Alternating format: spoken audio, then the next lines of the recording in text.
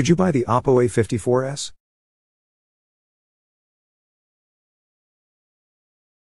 There's nothing amazing about the Oppo A54S, but a decent camera and decent battery life make it seem like a better deal. But it's nothing special. You might think $190/£179/299 Australian dollars is cheap, but you can get the Oppo A54 5G for not much more with 5G support and better performance. It makes you wonder why anyone would buy the Oppo A54S. The camera at least helps. It has a triple lens back with a 50MP main sensor. Easy to use than most other parts of the phone, it's perfect for people on a budget who are desperate to take decent photos. It's just a little overexposed. Sadly, the extra lenses, macro and depth, aren't so good. At this price, you probably don't have high expectations, but they aren't bad either. The Oppo A54S is decent as an all-purpose camera, though. You can get it in pearl blue, space silver, or crystal black. The color doesn't change like the Oppo A54 5G, but there is a certain change when you manipulate it. The screen is great, by the way. 720 by 1600 is okay, and it is bright enough, but it's nothing to write home about. The Oppo A54S is available from all third-party retailers as well as direct from Oppo in the UK and Australia. It's not yet available in the US with an expected price of $190, but looks like it will be there soon. It comes with Oppo's typical notch for the selfie camera, but it's small and easy to overlook.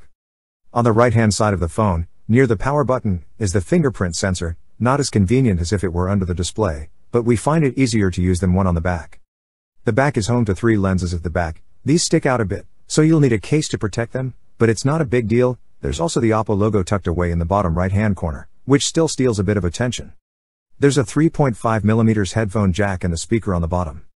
You shouldn't expect much from the speaker, but we'll get to that later. Oppo A54S is 163.8 by 75.6 by 8.4 mm and weighs 190 grams. Compared to the Oppo A54 5G, it's a little longer and wider, but it still feels good in your hand. Oppo phones tend to have fairly bright screens, and the A54S is no exception.